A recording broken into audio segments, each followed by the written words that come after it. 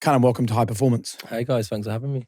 Can we start where it all started for you, growing up as a young kid in Coventry? When I say growing up as a young kid in Coventry, where did your brain sort of automatically take you? It takes me back to the cages. It takes me back to playing on gravel stones at the garages with a painted goal on a gas building. And that was where the passion come, really. I'd play one bounce with all my uncles. They were a lot older than me because I'm from quite a big family. And then eventually on a grass field, we started, there was a local um, guy who would come and put goals up for everyone in the community. And he said, look, you need to go and play with kids your own age now, and put me into a youth setup. And then things went from there, really. Grassroots football was the start of my journey. Was it a happy childhood? It wasn't, but I think it's what's made me who I am today. I'm one of six, single mom. I have a different dad to all my siblings as well. And yeah, it was happy in terms of, I look back now and think through different lenses, I look back and think, right, that is, something that I never want my child to experience, basically. And without going into too much detail, there was things like, foster care, safe houses, receiving food off food banks in the local church. Lots of different scenarios and stuff happen, domestic violence at home. So yeah, I guess that's kind of my journey, really. Yeah. And what were your coping strategies to deal with some of what sounds like traumatic events? Cry myself to sleep at night. Sometimes, well, I got to about 12, I think it was, 12, 13. And no one really knows this, to be honest. And I was debating whether to say it, but my wife said, just be open and tell people your story. And there was like suicidal moments, basically, where I've walked alongside the train track and was building up the courage to jump, basically, in front of the train, tied cables around my bedroom rail and my PlayStation remote, no controller, sorry. And yeah, was seeing if it was strong enough to hold my weight and things like that. And ultimately, when I say I cried myself to sleep, I was just praying to God, like, take me out of this environment. I want to become a footballer. But I wanted to do something and achieve something in terms of financial gains at that time to get me out of the environment that I was in. Basically, and my mum don't even know that, to be honest. But it was something that now as I'm older and I'm a dad myself, and you realise, it probably was a trauma, that I'm working with therapy as well. So, And what stopped you? thinking that I have too much to offer in terms of life, so young at the time, and just thinking that this can't be all that life has to offer, basically. There's more out there for me.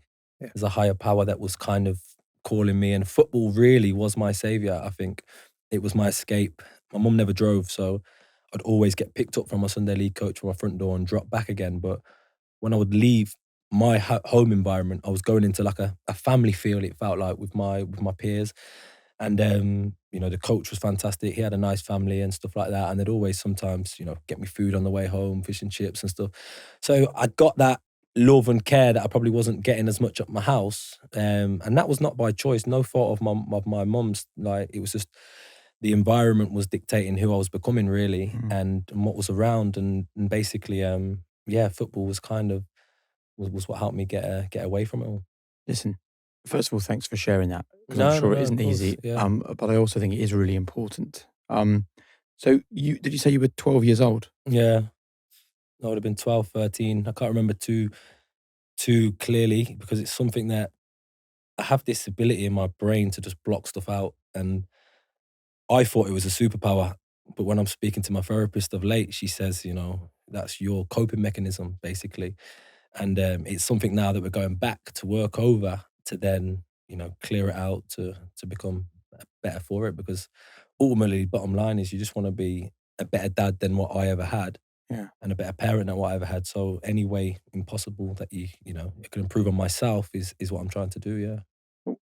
What was happening in your daily life that led you to feeling like that then? Um, like I say, life was a struggle. It Yeah. was my mom on her own, all my siblings in the house. We had a 3-bedroom council house. Food was sparing to come by. In terms of like, Christmas time, they'd come around with hampers, and I was the oldest, so I felt like I was the dad of them, but also the man of the house. And soon as the food would come through the Mm. through the front door, I would have first dibs on what I wanted out of this food hamper. And I'd always go for, now I look back, the tinned fruit and the cherries and stuff like that. And that was probably subconsciously the athlete in me that wanted to stay healthy as possible.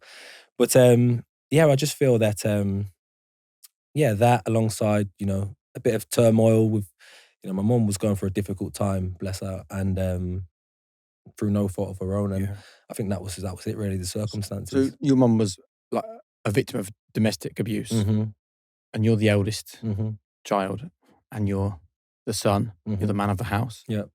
So I guess that also leads to these feelings of you probably feel in some way like you need to solve the problem or be responsible for what, like try and help, but Yeah, feel so helpless at the same time. Like, what can you really do against a fully grown man? exactly. And I feel that obviously it was my brother's dad, the one below me, who was the guy who was the Perpetrator. the perpetrator, the demon, as so to speak. And I was a bit younger at this point when it was happening. Then my mum would end up in hospital. We'd end up in me and my brothers going to foster care, but separately. So we'd get split up because there was just the two of us at the time. And then eventually I went to live with my auntie. She pulled me out of there. I went to live with her. But then, things around people that you love and, think that they care for you and stuff, then you're still not in the hands of people that, really have your best interests at heart, So you go to live with someone who's, used to having a freedom and single life and not really having anyone else, having, someone that is relying on you.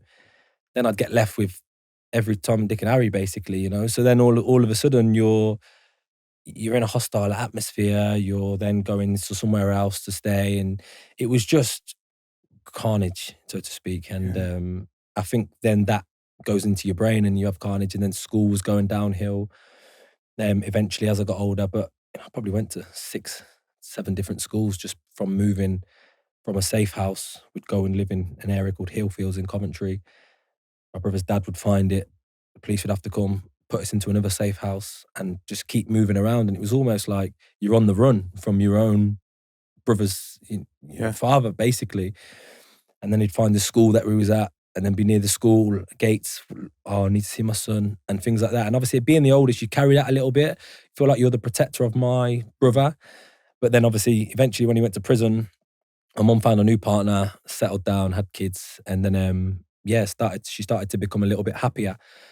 But I think she had a bad choice in men, to be honest. And the same cycle, not domestic violence, but he was an alcoholic then. And then you had that kind of to deal with in the house. Someone who's coming in, steaming all the time, falling over, causing carnage, shouting. So it was just an absolute mess. And I look back now and, for me, I'm always there for my siblings.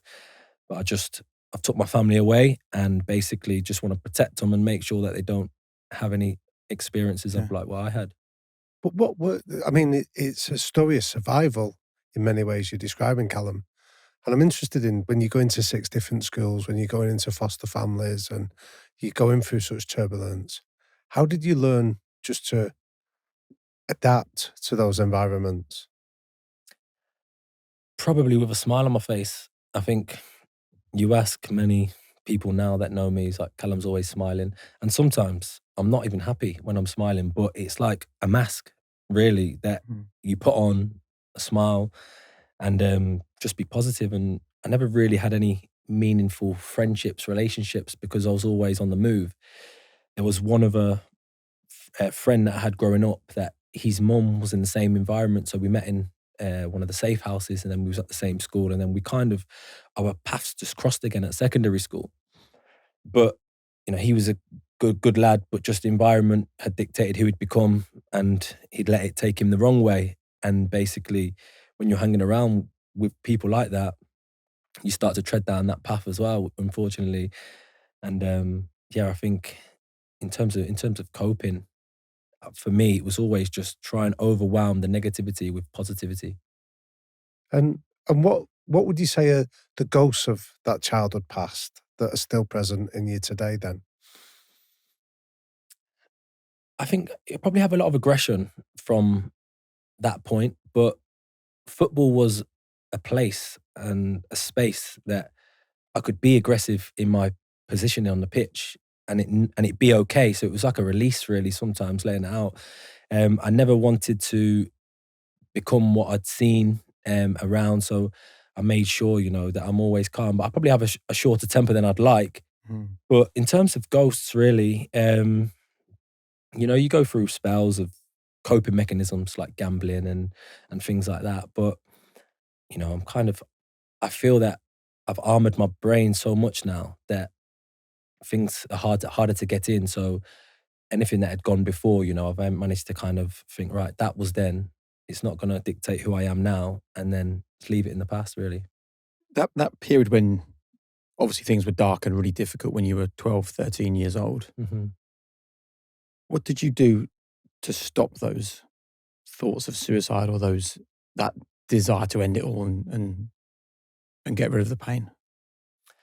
I think at about 12, I had a season in the academy at Coventry, and I was going in with one of the parents from my Sunday league team because her son and his son had a year contract at the same time. So I kind of had a purpose then, and I went in for a year, didn't like it. The family feel that I'd had from my Sunday league, I was missing in this kind of high performance environment, really. Yeah. And I don't think I was ready for it at the time. And I did one season and come back out and went straight back to my grassroots team, really. And yeah, I think that kind of season there, I seen kids who are also in the same industry as me, but really want it and what it means to them and what you need to do to stay and sustain it at that level, really. And I think then I just committed to, right, okay, I want to try and be a football player. And you say like you've had therapy recently or Mhm. having therapy now. Mm-hmm. When did that begin? Probably about a year ago. So You've had to live for 20 years mm-hmm. with those thoughts Mm-hmm. and the trauma of what you went through as a young kid Mm-hmm. without seeking therapy. Yeah, and I think what I've realised is when football's going great, when life's going great, you can kind of block it out.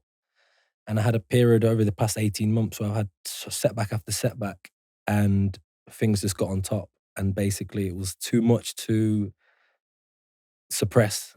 And basically it just all rose to a head and I was like, right, I need to go and seek therapy now. And I'm at a point where I'm starting to go back down the wrong path. Little things are creeping in like gambling and this and that. Mm. And I was like, for me, I don't want to become that person. So I need professional help. And I think it took a bit of bravery, to be honest, to realize that as strong as I feel that my mind is at times, you also can speak, and even just speaking to her was a great help. And I appreciate how hard it can be to talk about this, particularly when you've lived now for 20 odd years having never spoken about it. And now, you're deciding to share it, but it would be so good for so many people to hear you talking in this way. Would you take us to that period just maybe a year or so ago when you knew things weren't quite right, how it felt and how the behaviours were kind of showing themselves, what was going on? So I was in the gym at the football club and I was spinning on the bike, basically, in the altitude chamber, spinning away, just come off the pitch, and I had to put my heart rate monitor on, and basically the heart rate monitor is connected to an iPad, and then you can see how much your heart rate's increasing, and you have to hit a certain score, and then you're able to leave the altitude chamber. So I've come in off the pitch, and I'm spinning on the bike, and basically my heart rate's not going up. And I says to him, my heart rate's not increasing. And he's like, it's fine, the iPad's fine, just keep working, you're not working hard enough. Then that obviously triggered in me, it probably was taking someone just to say something. And I know I obviously flipped a little bit.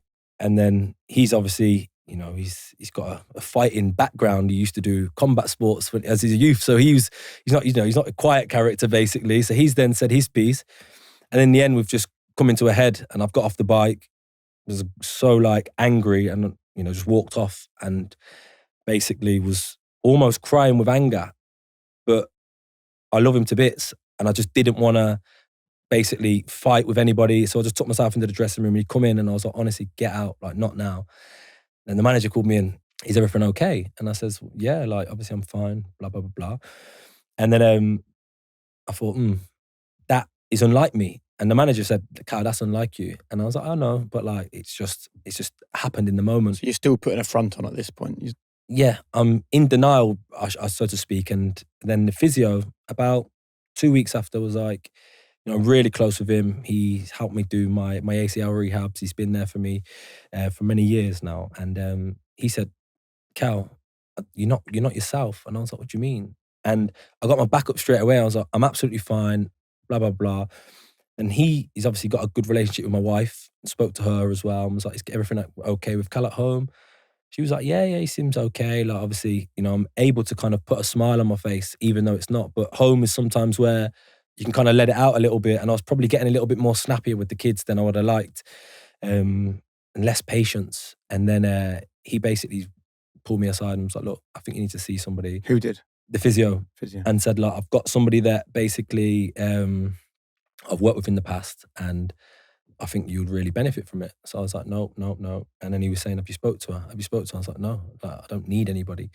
And in the end, I just took myself away and just spoke with her. And yeah, you know, I'm probably learning a lot about myself now and in ways that I was able to cope throughout the years, or little traits that I have were obviously triggered by things as a kid. You know, for example, in Bournemouth, I had a jet ski when I lived down there for many years. And some people would think, jet ski, you know, footballer, blah, blah, blah. But for me, the jet ski was a release. I'd go on the water and I'd be free. Nobody could get near me. Like, the ocean was there. It was clear, therapeutic. It was therapy for me being on the water. And I realized I love the water. And it's the same with cycling. You know, I'd go on my bike and I'd just go off on my gravel bike and be on my own. And it was that sense of freedom that no one could get near me, no one could harm me. And that was probably how I've coped over many years, is sometimes isolating myself in different situations like that. So what happened then from you telling the physio, I'm not going to therapy, Mm-hmm. to you picking up the phone and calling a therapist for the first time in your whole life? Yeah, so I dropped a message to her. And But why did you suddenly feel the need to reach out? What changed? too many people were asking me if I'm okay. And then I questioned myself, am I okay? What little traits am I showing that are unlike me? And I'd find myself having a little gamble here and there a little bit more. And I think, yeah, I don't mind playing cards and this and that, but it was probably becoming a bit more frequent. And then, for example, the outbursts of aggression, which I'd release on the pitch, like I say, at times. And anybody that plays against me is probably like, this guy's an ass, you know. But if you see me off the pitch, like, oh, what a nice guy, because that's where, I put a poker face on and I'll change my character basically on the pitch. But I was unable to do that because I was injured. So I wasn't playing and I wasn't getting that release. And then, unfortunately, the people that I really get along with, I was starting to harm. And I was like, maybe I need to take myself away and just speak to somebody, even if, we have a conversation and it doesn't go anywhere. But then once I started speaking and revealed everything that I'd been through in life, she was like, wow, how have you got to this point already without not seeing a therapist? And, we could talk off air about many other things and situations that have happened in my past as well. But, I think for the purpose of the podcast, I think what I've revealed is more than enough. And I feel that she was baffled as to how I've got to where I am today. And thank you for sharing it. It's really humbling that you have done, so thank you. I'm interested in the fact that you decided you wanted something different. Like you spoke about that other boy you'd met in the foster system who went down the wrong path in many ways. And I'm interested in, what was it that allowed you to focus on going down a path of freedom, of responsibility, of of being in charge of your own future rather than allowing somebody else to do that? That's a great question. And there was a specific event that I remember to this day. I was 15 at the time, and I was in the youth team at Coventry. I'd just been signed, and I was playing for the under-16s, trying to get myself a scholarship there at the club. And Friday night, and we got a game the next day. I can't remember the team now. And I hung around with a lot of people that were older than me. So I thought I was, mature, Jack the lad. So I was out on a Friday night, day before a youth team game. Bearing in mind, this is a dream of mine that I really, really wanted to fulfill. I'm self-sabotaging it by being out on a Friday night. And one of my friends, he was probably, I'd say 4 years older than me, really, really good basketball player, but got to the vital ages and started smoking weed. And for him, that was like career ending. He managed to, he wasn't able to fulfill his dream. And he come to me in the alleyway, you're doing things that you shouldn't, having a drink and so on and so forth. And he takes a drink out of my hand and says, "What are you doing?" And I was like, "What are you talking to?" Like, I'm having a good time. He's like, "Cal," he's like, "You've got a game tomorrow." He's like, "You have so much potential." He was like, "Do not ruin your career how I ruined mine." And from that moment, he was like, "Go home." And I was like, thinking I was the big lad. I was like, "Who are you talking to?" Like, I'm not going home. I'm out having a good time. He's like, "Go home." And I went home. And from that point, honestly, I never looked back in terms of, on that path to success, really. And, I thank him today, for them comments, because Wow. ultimately, without that, and if he'd have been encouraging of it, I would have thought I can get away with this. And so I forget, the next day on the Saturday, I went and scored for the under-16s, and then they called me down to the under-18s pitch. I went and scored on there. So I'm thinking, this is perfect. Like, I've had a drink and stuff the night before, and I'm flying. So this could be the way that I could go on, having a good time whilst also, trying to achieve my goal. And on the Monday morning, word had got out that a few of us was out on that night to the youth team manager. So he's pulled us in, suspended us for a week, and took a week's apprenticeship wage, which, £90 at the time was life-changing. I was like, Jesus Christ. And basically, he pulled me and said, "Cal, I understand, who you hang around with and what you do and stuff like that." And he was like, "Hang around with people that are like-minded and want to be successful like you." And at the time, I'm thinking, he's a know-it-all, he's talking. And this is a guy called Greg Rioch, whose dad was Bruce Rioch. Right. And he was coming from a great place. And I thought, he's been there, seen it through his father and himself. So I thought, right, I'm going to take this advice on board. And I started to hang around with the youth team players. And, on a Friday night, I would say, "Oh, what you doing? Should we go out?" "No, I've got a game tomorrow." And then all of a sudden, I'm thinking, that's the way you've got to act. I didn't have a father around, so I had no role model and no older male figure to tell me what to do. I was left to my own devices. So I could be out until whatever time. My mum would just be like, not bothered really, because she's got other ones to worry about. I could stroll in at midnight on a Friday night before a game, and she wouldn't even care, but it's not through her choice. She's just got so much else to deal with, and she thinks I'm big enough to handle it myself. But And what was the reaction amongst the group that you'd originally been hanging around with when you choose to take a different pathway? They move on quickly. There was so many of them, there was probably 18, 20 guys would all hang around on a Friday night, go to the park, drink out of a little £5 bottle of vodka, mix it with other things and stuff, and just go from park to park, all just guys, girls, and this and that.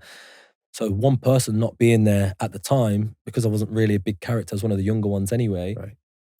Was fine. They didn't really, notice, so to speak. And I was kind of able to just slip away.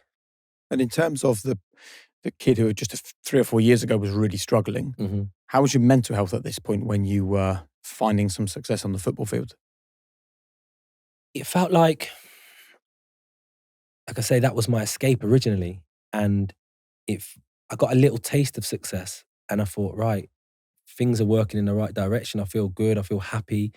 So then I just committed fully to doing the basics, really. And that was just getting myself to bed on a Friday night, knowing I've got a game ready the next day, getting my kit out the night before games, just fully immersing myself in football. And I feel like that was, that was probably the key to me at that point, was just committing to a goal that I wanted to achieve, set my mind, set my focus, and didn't let anything get in the way. And it's probably the first time I was at a point where I was unable to be took off the path that I was going down. I think it's an amazing story. And it's one that obviously in those difficult times, your resilience is being built without you really knowing it. As far as you're concerned, it's painful. But actually in years to come, you realize that, man, you were able to deal with some really dark and troublesome times. Because actually football isn't plain sailing all the time, right? Mm-hmm. And in recent seasons, you've had some pretty horrendous injuries, rupturing both your ACLs, one and then the other one straight after the other. I wonder how much those early challenges gave you the resilience to get through those tough times in later life. They were the key. Really? Without me knowing, lads like Jamal Lascelles, Sven Botman have come to me recently and said, Cal, how have you done 2 ACLs? I've done 1 and I'm pulling my hair out. And to do 2, and still be playing at the level, they're obviously baffled as to how it's happened. But I think when you've been through such trauma as a kid, without realizing, things like that are irrelevant, They don't even touch me. And because my mind is so focused on, staying so far away from Coventry, so to speak, no disrespect to anyone in Coventry, but staying so far away from there, that I know that if I don't recover from this knee injury, could result to me going back there. It drove me through and doing it again. And the way that people then started to write you off because you've done a second ACL injury, and people don't recover from 1. Now you've done 2. Is he going to be the same player? Those question marks, that proving people wrong, that was the next thing, that kind of took me to the next level, really. Because from early years, my drive and motivation was financial gains to try and get myself away from the environment. And that's not sustainable. So once I got to a point where, in the youth team, I had competition, I had to prove people wrong. I had to show that I was better than them. As you've got older, people writing you off, prove them wrong. I spoke with Eddie Howe the other week, and I told him I still hold a grudge from the beginning of last season, and he put me on the bench for the first game. And that's, we can have a laugh with that, but basically that's just because that little grudge that's on my shoulder helps motivate me sometimes. And you sometimes need stimulating in different ways, to get the best out of you. And I feel that, those little things like that is what I've used to try and help me elevate. Here's the truth, okay? High performers don't do more, they just work smarter. It's a myth I want to debunk, that high performance means chasing hacks, squeezing it in, working harder than everybody else. It's not true. The best performers just simplify. They master the fundamentals. We call it world-class basics on high performance. And in many ways, I've learned this through trial and error, but also through the conversations that we've had on this show. And one area you need to get the basics right is your nutrition. And that's where Vitals comes in. This is nutrition without the noise. 2 capsules, 6 seconds, 0 effort. And this has all the essential nutrients, vitamins, minerals, and healthy fats that you need, designed to power your sleep, your energy, your focus, your recovery. No mixing, no messing, no nonsense. Everything you need in the right dose. So why don't you strip your health routine back and just focus on what matters? Head to Heights.com/Jake or enter the code HP20 at checkout for 20% off your first order. So let's talk then about some of the specifics when you've got injuries as severe as doing your anterior cruciate ligament. For people that don't understand, how long is that out of the game for each one? So an ACL injury, typically you're talking 9 to 12 months. They say you don't fully, get back to the level that you was playing at until 18 months after that. So I did my first ACL in 2015. Got promoted to the Premier League. First season in the Premier League, and life was good. 5 goals, 6 games, hat trick, away at West Ham. Thought I'd cracked it, to be honest. Talks of England calls up and things like this. And then Stoke away, a bad tackle, horrendous tackle, everything changed. What did it feel like? Felt like to do the ACL injury, well, it was a scissor tackle. I was outstretched. I had no way of getting out of this challenge whatsoever. So I was sitting duck really, and my leg went in. I heard like a pop, a crack, and basically I've gone down. And the physio's come on, and I says to him, "My knee, have I broke my leg?" He says, "No." I was like, "Right, I'm going back on." And I honestly stood up, jogged up and down the side of the pitch, and went back on the pitch. And now when I look back, I'm thinking, how on earth was I allowed to go back on the pitch? Because I've gone back on, and the ball's gone back to the centre half. He's played a long ball up to me, and I'm running towards the ball. But as I've stopped to try and turn, my legs just give way. It honestly felt like someone had blew it off with a shotgun, honestly. And I went down again in agony and just said, "Get me off this pitch now." And as somebody that had found an escape in football for so long, what was it like when you can no longer go to that place? It was challenging. It was challenging. And having a good, stable family at home was the key, really. You know, my wife is a fantastic person, and I think without her and without my kids as being a purpose, you could have easily got into bad habits. But you go home from a hard day's rehab, and you're able to switch off because you've got a family there that you have to provide for. And yes, you're a footballer for 6 hours of the day, but the rest of the day, I'm a father. You know, I'm a husband, and I think that's, in my mind, was more important than feeling sorry for myself in that moment. What's it like being a long-term injured footballer? What is a sort of a day or a week like? Because I've spoken to, ex-players who say, man, you don't even want to turn up. You don't want to be at training at the same time as the lads who are playing because you feel like almost like a burden because you can't do what you're paid to be doing. Yeah, it's challenging, but I think you have to, in your mind, try and fall in love with the process of returning from injury. You know, but ultimately, what defines us is how well we rise after falling, really. And I think for me, it's a quote that I always live by. It's on my screensaver, and it's not ideal, of course not. You know, you're coming in a little bit downbeat, lads are coming in buzzing. I tried to schedule my week where on a Friday I was not in, just solely because if I was in a negative moment and the lads are preparing for a game in a positive moment, I try to not be, dampen their glow, so to speak. So Fridays I would either come in later once they've gone or try and stay away from the building. But amongst that, I faced everything with a smile. So you ask most people in the dressing room, and I'd done my knee injury, they were like, I can't believe how positive someone is that's out for so long, And I think it was that was the key, really, to enjoying the process of, right, I'm going to be back stronger than what I've left this pitch, and gets you through. But you earlier described that going into foster care and going into these different schools, you put that smile on even though your heart might be breaking. Mm-hmm. How much was that the same? Anytime that I was in a negative moment, I would overly smile. And I only realize it now that I didn't want to, I'm so, when I'm involved in the team, I do everything for that team. I'll, die, so to speak, for that team. So I didn't want to bring them down, and I would, be so positive with people, pull over injured lads and speak with them and try and, uplift everybody else, even though inside it's probably I need uplifting, but no one can see that because they think, oh, actually, he's fine anyway. But I think that's where you go home sometimes, and you're maybe a little bit quieter at home, or your wife can pick me up. Whereas when I was in the club environment, I tried to pick everybody else up and overcompensate just because I was probably feeling not great myself, to be honest. Who would you tell about how you're really feeling? Nobody.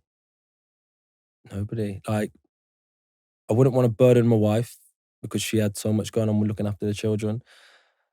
The manager, I knew I could always speak to at any moment if I wanted to, but I tried not to because I didn't want to blur the lines and, let them know too much how I'm feeling, because as you get closer to fitness or you are fit, it can alter team selections. I just didn't want to blur the lines there.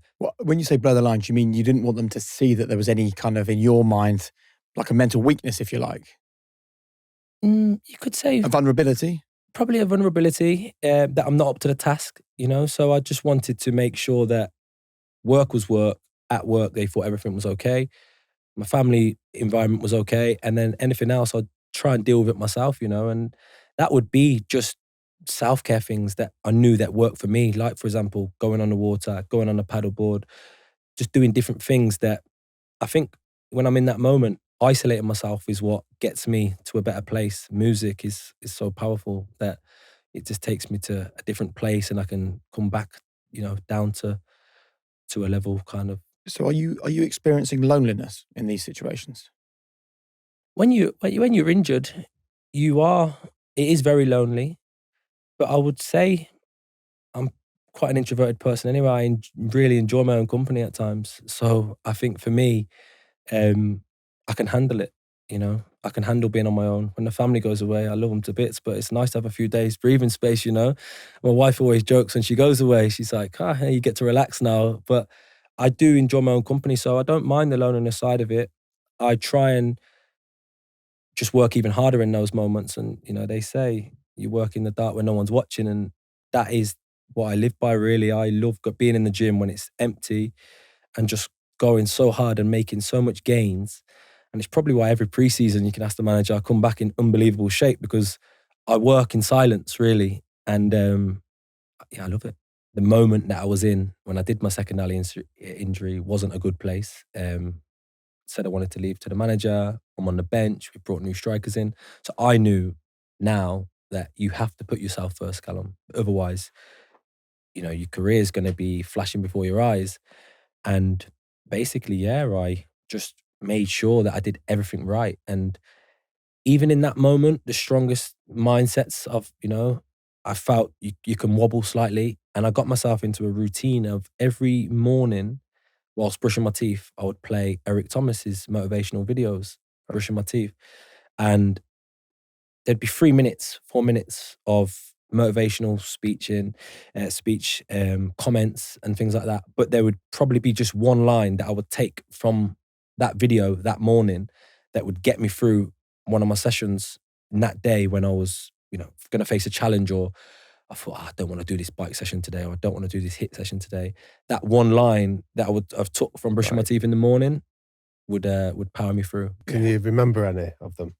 I wouldn't be able to remember them off the top of my head, but, you know, just in terms of like how, like when you want to succeed as bad as you want to breathe, things like that. And that's what it takes to be successful. And they were the kind of videos that I would be watching, and it would be talking references of lions and every lion's a scar and all these kind of different things. And some people would think, oh, it's a bit too much, but that one line, and it would change day to day, and it could be a different line each day.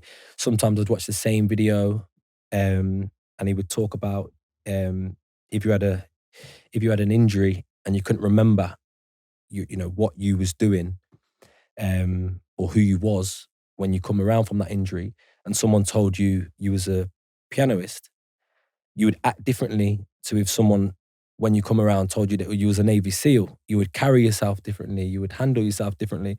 And they were the kind of videos that I would be listening to. Have you ever heard any of them?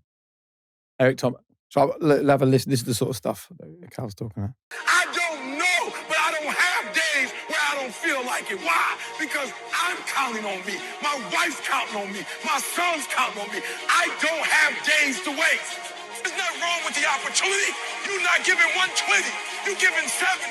You're giving 60. You're giving 50. And you want what these people who've given sweat, who's given blood, who's given tears, you want what they paid for, and it ain't free. Like this. You don't want... How does it feel hearing that?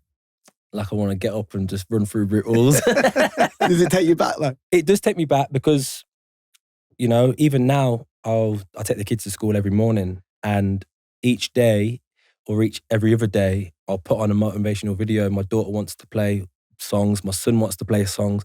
So if we can't decide, I say, right, Daddy's going to choose. And then I'll put on a motivational video like that. one that's not got any swear words in, and just say to them, guys, I want you, before we get out the car, to tell me one thing that you've took from this video today. And they will then say, this is the part that I remember, Dad. This is the part that I remember. And I was like, okay, now implement that in your day and go and have a good day. Mate, I love this. I love this because I think people roll their eyes at this sort of stuff. Do you know what I mean? They go, Yeah. oh, motivational videos.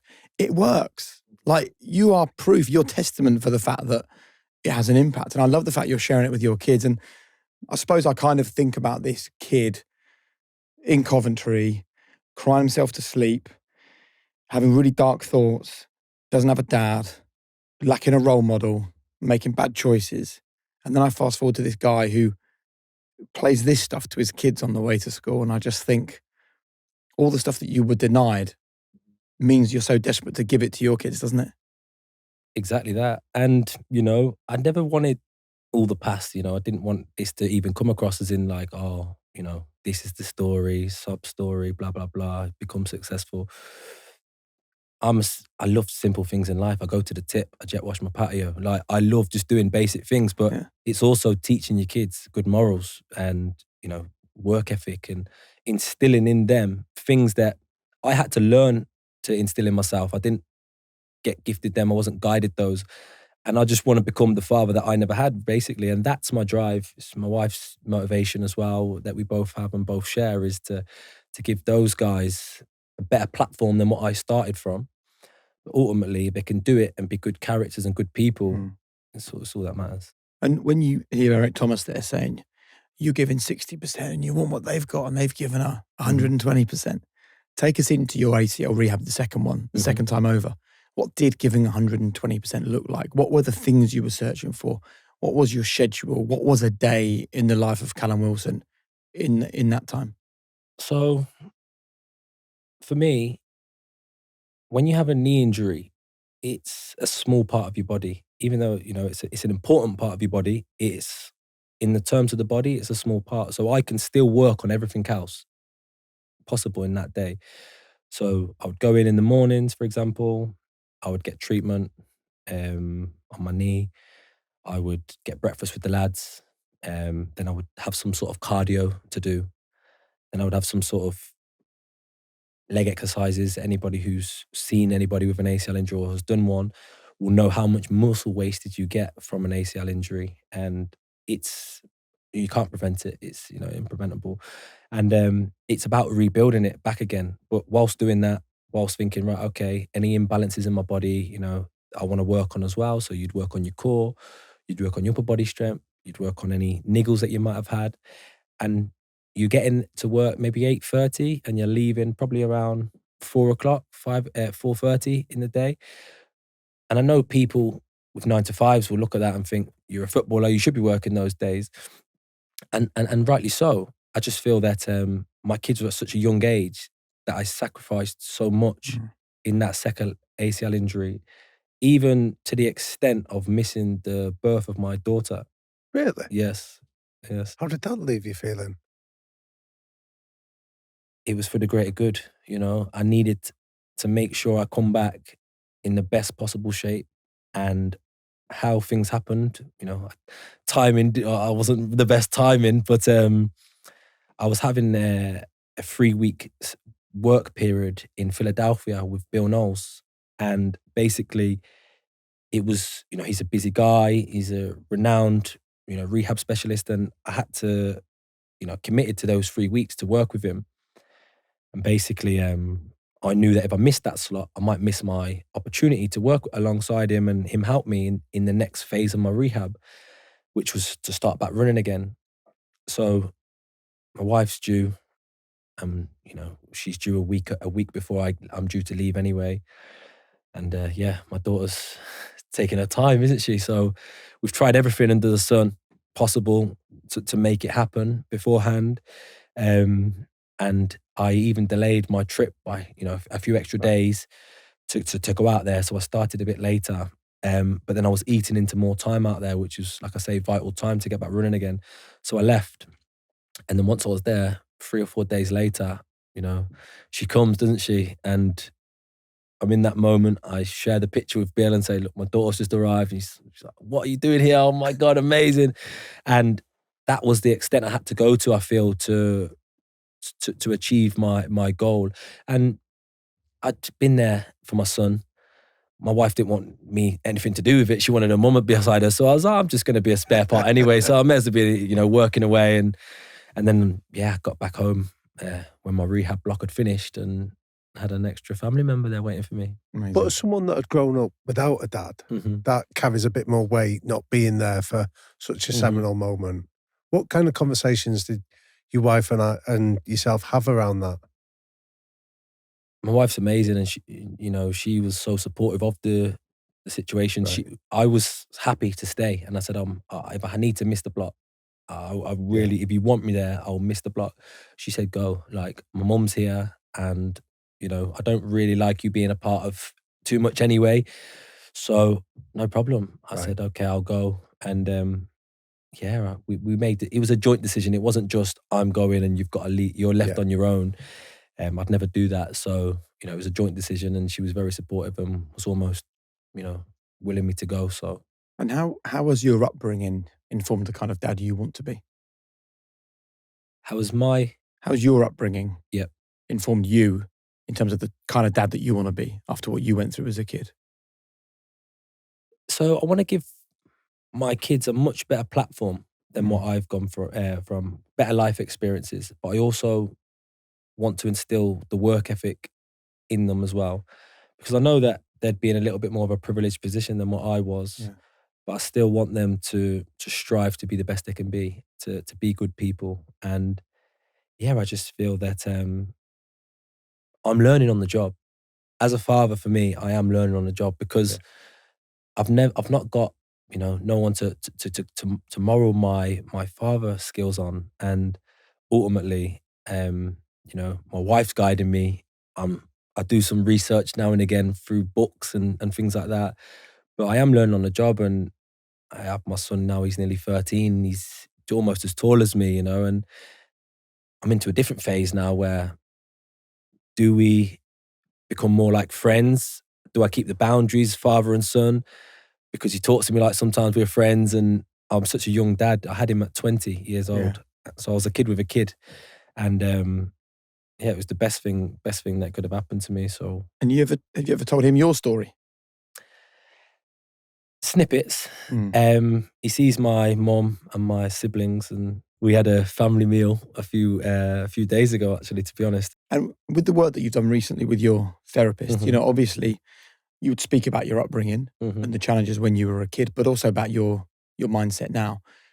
What are the things that your therapist has said that have been really valuable and helpful for you, that if people are watching this and maybe they're also in a struggling place, in a difficult place, might be valuable for them to hear? Yeah, so I think I mentioned it earlier about having this ability to just block things out. And as hard as it is, I sometimes can just cut people out of my life. And I do it sometimes without even thinking, or might push people away without even thinking. But it's because deep down, I know what's right for me, and I need to keep them kind of people at arm's length, really. And I obviously, like I said, thought it was a superpower of mine, but it's actually a coping mechanism, and that is sometimes the way that people cope. And I'm no advocate for mental health, but I feel that someone speaking to somebody, working with a therapist, and just even sometimes just talking to her helps. So if people are going through difficult times, I said it to one of my brothers, he's going through a difficult time as well, and I offered to pay for a therapist for him, and said, like, honestly, like, if you want to speak to somebody, like, please do. But it's just taking that first step, and it's not a weakness. I feel like I'm the strongest person, and people would look at me like, Cal has an amazing mindset. But sometimes, you've got to show that bravery and not feel like you've lost, or just by going to speak to somebody. And I feel that, that's basically, a key thing, really. And when you first sat down and had your first therapy session, Mm-hmm. how did it feel? Like a weight was lifted. Just being able to speak to somebody that I knew had great confidentiality, could never speak to anybody else, who wouldn't judge me, and just basically reveal all, tell her everything that was going on. And to be able to speak to somebody, I speak to my wife about it, but I didn't want to blur the lines with relationship and, she's not my therapist, she's my wife, and the mother of my children. So I didn't want to burden her with problems, so to speak. And you can speak to a therapist and it does feel a sense of relief afterwards. But you also feel that there's a lot of hard work to go through, but you also, sit back and reflect where you've come and where you've been. And I feel personally like I've won the lottery just sitting here today, being able to do what I do. So when people say, oh, Callum, injury prone, Callum, this, that, it doesn't even enter my mindset because I'm just like, I'm so happy to be here at the moment from that point to this point that, yeah, I mean, if one bit like, I wouldn't change speaking to a therapist and I would speak to one all the time. And it's an investment in yourself and it's more than worth it. And the relationship sounds really powerful. I want to talk about another relationship with Eddie. What has that relationship been like for you then? It's been good. It's been fantastic. Lads joke now and say, "Oh, your dad, Eddie," and things like this. So yeah, they do. So, how is your dad? as he said, "Oh, obviously." So they call me the son and stuff like that. You'd laugh it off, Yeah. But I think from the moment we met, I first sat down with the Norwich manager and I sat down with the Bournemouth manager, who was Eddie at the time, and it just blew me away. His work ethic, his mentality, his drive, the character that he was. Showed me on a screen the first time we met how I'd fit into their team and how he can see me playing. And it just took me away and I was like, I feel wanted. You feel like, loved and supported straight away. So I joined and never looked back really. He's a great person in terms of, he's a coach and he's there to help you develop as a player, but also as a person. I remember him giving players a parenting book when they first had their child and just little things like that, and would pull you in. And he has this ability to just know you're not right when you're not right, really, in terms of, I give an example earlier about how I had the outburst on the bike and he was like, that's not like you. And he pulls me in on other occasions sometimes, like, is everything okay? And it might not be, and I might not want to reveal it to him at the time, but I'm just like, how's he sensed that something might be up? And I think it's probably just having that connection, and we've got a great relationship, him and his staff, and we've worked together for many years now. And even when he was out of work and he was having some time out, our sons are the same age. So they were playing in the same team at Bournemouth Academy. So I'd actually see him on the side of the pitch. And that's when we'd started, we'd just talk and he would reflect and be like, I was watching games and give me like an analysis really from an outsider's point of view on how I looked and, your penalty was good, this and that. And then it wasn't until he was started to get rumoured with the job, I'd turn up to my son's football and he'd be the other side of the cage and I'd be like, why is he avoiding me all the way over there? Have I done something to upset him? And that's when I knew, okay, he's going to become my manager again. So he's putting that barrier back up between player and coach. Brilliant. And is it one bit of advice or a moment in your relationship that you feel encapsulates the strength of it? He's created a family feel. I think that's probably what brought me, to Bournemouth in the first place. It's what brought me to Eddie and what he created there. And he's done the same thing at Newcastle. He's very family orientated. So we now as a team are like a brotherhood. And, even the staff and players are so close. Every department is also close. And I think he brought that in when he come because, we had fantastic players, but we're all individuals within a team. And he's brought that team work ethic. Throughout his career, I've noticed this, sometimes he'll take players that might not have the best ability and the best talent, but have unbelievable work ethic and are willing to learn and be sponges and turn them into great players. I think, for example, of late, Jacob Murphy, you've probably seen one of the biggest turnarounds. And that's just solely from him investing in time in him, giving him the confidence, and he's flourishing now, which is fantastic. And is there a difference between Bournemouth Eddie and Newcastle Eddie? Yeah, there What is. it? He's a little less intense. In terms of at Bournemouth, it was almost like we were kids, and it was like a school teacher that's in charge of us, whereas at Newcastle now, it's a bit more like men. What was it like for you when he got ill recently, as someone who is so important in your life and such a father figure?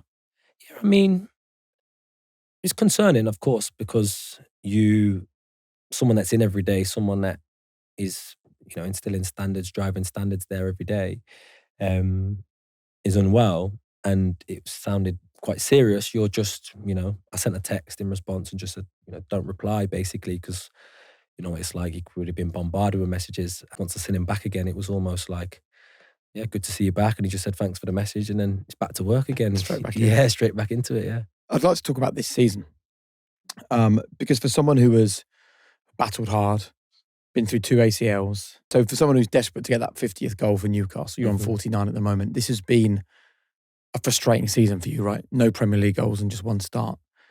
How do you deal with a season like this from a mental perspective? Yeah, this has been probably hands down the trickiest season for me. It started off on the wrong foot in terms of, I worked unbelievable over the summer and done so much work, and then sustained an injury that's kept me out, and setbacks. And then coming back, Alex is on fire. So it's difficult to then get back into the team. You're coming on for 5-10 minutes per game when you're used to starting, or you're used to playing 30 minutes at least. So it's been a big shift in terms of what I've been able to contribute, how much I'm able to contribute, and also not being fulfilled in terms of scoring the goals, doing things that you love, really. So it's been probably the most challenging season. And I know that my role has changed slightly, because you go from being first choice striker to then being second choice striker, like every game. There's not even, contest who starts at the moment. And rightly so, in my absence over the last 18 months, Alex has just gone to another level, which is fantastic for the team. It's helped us improve so much. But then obviously my role changes, and you have to then put your pride to the side, put your ego to the side, and put the team first, and know what the team needs in that moment. So, if I can't be a big part on the pitch, what can you do off it?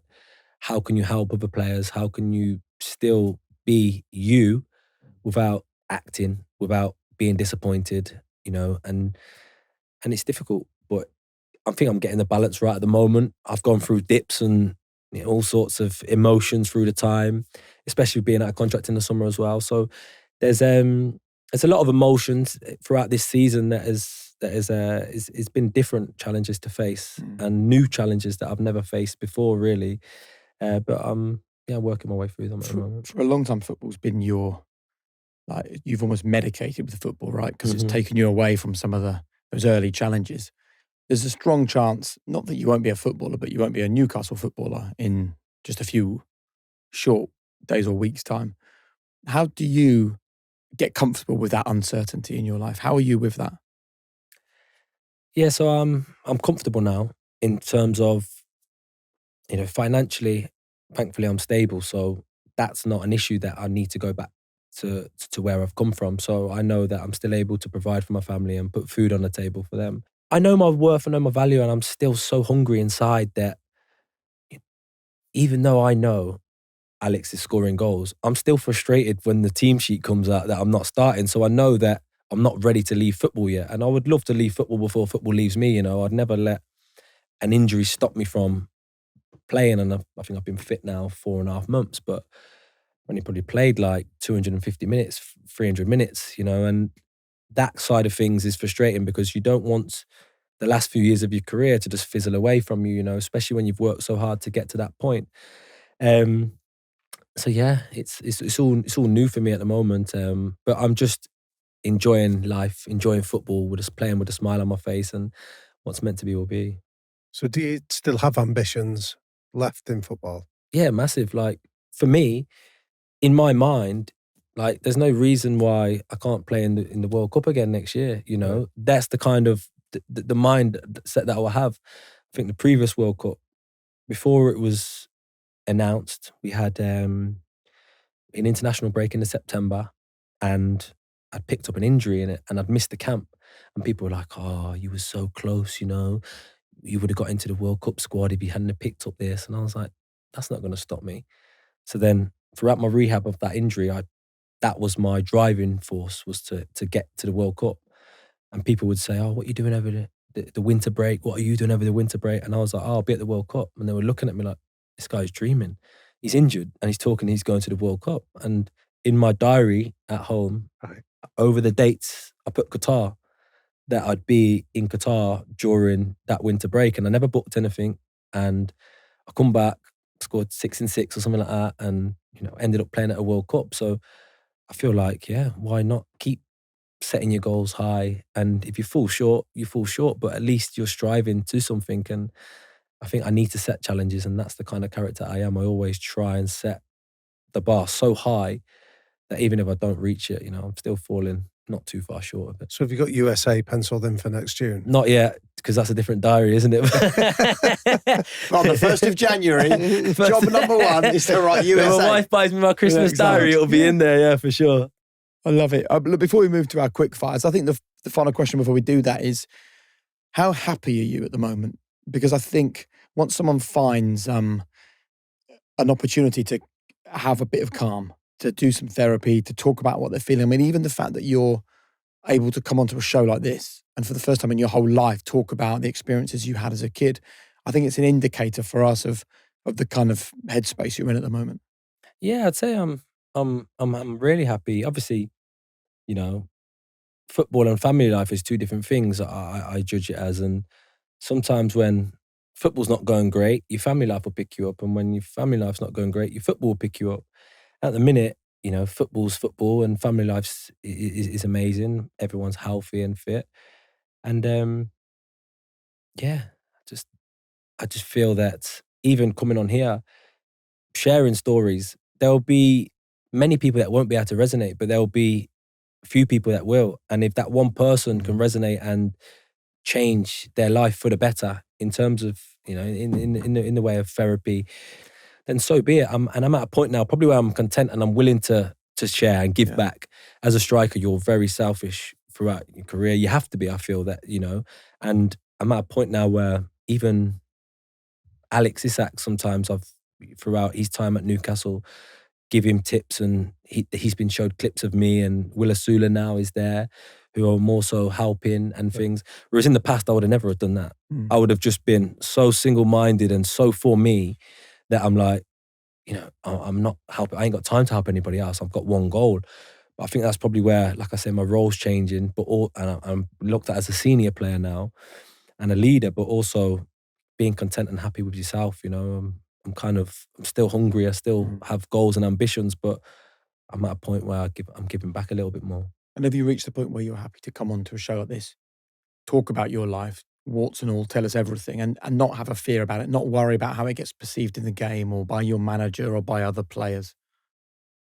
No, not at all, because that's what's led me to this point. And I think probably now I'm at a point where I'm proud of the person that I was and the person that I've become. I'm proud of the journey that I've been on. I've embraced it. And like I say, if someone is on that, that part of the journey, or is going through that process that can take back from it, then so be it. But yeah, I'm content, and I think that's probably a key word for me, is that whatever people think of the start or where I'm at now or anything in between, no problem. But that is me, and it's Callum Wilson. And when we met Eddie, Callum, he told us about the timeline exercise that he does with the squad. How much of this have you shared in your timeline story? Yeah, you have a 10-minute window, and I've not really touched on much. I tended to base mine on career, my loan spells, non-league, the League One, Championship, the journey that I'd been on through football, really, as opposed to actually like general life stuff. I said, like, I've got siblings, I lived in Coventry, and I'm one of 6 and this and that, but no one really would ever know. Eddie how close we are, wouldn't know half of stuff we've spoke, you know. And I mean, yeah, like it's one of those things where it's good. It integrates everybody into the squad, and it's important, I feel, because you see people in a different light. You know, everybody has a story, and everybody's facing, you know, challenges that you don't see day to day. And it's not until people do timelines, you're like, oh, he's had it tough, or he's had it good, and that explains this, and you can start piecing bits and bobs together. You know, I think that's probably why now I'm at a point where I'm always polite to everybody, because you don't know what battle that they're facing, you know. And I have this quote where don't trust anybody that's rude to the waiter, because if you was in that position, they'd treat you the same. And any of my friends that I'm out for dinner with, if they ever be rude to the waiter, I'll pick them up on it and be like, come on, you know, like, show respect, you know. And yeah, so it's just little things like that, really. Live by. It's great. I wonder what your teammates will make of this conversation when they hear it. Well, yeah, I mean, they know I have a strong mind, and a lot of them, you know, kind of will ask me questions and stuff like that. But nobody knows why and how you get a strong mind and the story behind things and stuff. And I guess it's probably me sharing mine with everybody. Yeah. I think it was time. Yeah. So it was. Yeah, it was. Thank you, mate. Right. No worries. Quick fire questions. Yes. The 3 most important non-negotiable behaviours for you. Self-respect, quality family time, and hard work. If you could go back to one moment in your life, what would it be and why? It would be the 12-year-old me, and putting my arm around myself and just telling myself everything will be okay, you know. Everybody faces adversity and challenges throughout life. Obviously, it's how you deal with them. But that unknown back then, I would love to have gone back to that point and, you know, nurtured me, cared me, loved me a little bit more. That would have stopped all the experiences you had to go through to get out of that. What would that 12-year-old say, do you think? Probably just smile. You know, actions would have been louder than words at that Yeah. point. I think just needed a father figure, you know, a good human around you at that point to just guide you away from where you was. I think, yeah, probably just I would have been grateful. What's the greatest piece of advice you've ever been given? So the best advice I've been given is never chase the money. There was a situation when I was younger. I was at Coventry. Stephen Prezi was the manager. Transfer embargo. They offered me a 1-year contract, and I said, Gaffer, honestly, I'm grateful, but I need like £50 a week, a bit more. I've got a son on the way. I need to be able to buy nappies and things like that. And he said, no, you sign it or leave it. And my friend, who's now my agent said to me, you know, Tamworth were offering me double the money down the road, but they were non-league. And he said, don't chase the money. The money will come. It will follow you. But stay in the football league. And that's what I did. I made that decision. And, you know, I'm so grateful for that piece of advice that he gave me, because, like I say, now we work together in a different capacity. But without that, I probably would have gone for a quick fix down the road and might not have been sitting here today. And the final question, Cal, is what's your one golden rule for people that want to live a high-performance life?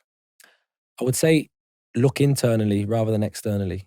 I'm probably my biggest critic. So no matter what anybody else says, I don't really search social media for validation of how well you've played, how bad you've played.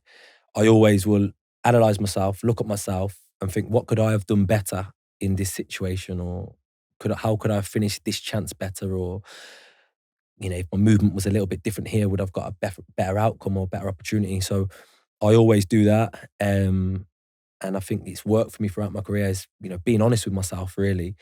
Sometimes you can lie to yourself, can't you? And think, it's somebody else, short pass or this and that. No. What could I have done? Could I have changed something? And then if I couldn't, okay, then it might have been an external factor in that moment. But I'll always look at myself first. Thank you for your time. No, thank you for having me. Thanks, Cheers, mate. guys. Thank you very much. Thank you. You know what I really love? sitting in this room, having the incredible conversations that you get to watch on High Performance. But something else I love is taking the lessons and the learnings from the likes of KSI and Arnold Schwarzenegger and Matthew McConaughey and all these other incredible guests we've had on High Performance, and taking them out to you, to your businesses, to your people. And whether it's sitting around a small group of 6 senior leaders or maybe in an auditorium with 2,000 or 3,000 staff members, myself and Damien just love helping you and your people get closer to your own version of high performance. And we've done it in Germany, in Dubai, in North America, in South Africa, you name it. We've traveled the world sharing our message of high performance. And if you'd love us to come and work with you and your business, all you have to do is hit the link in the description and we will be with you, getting you and your team closer to high performance.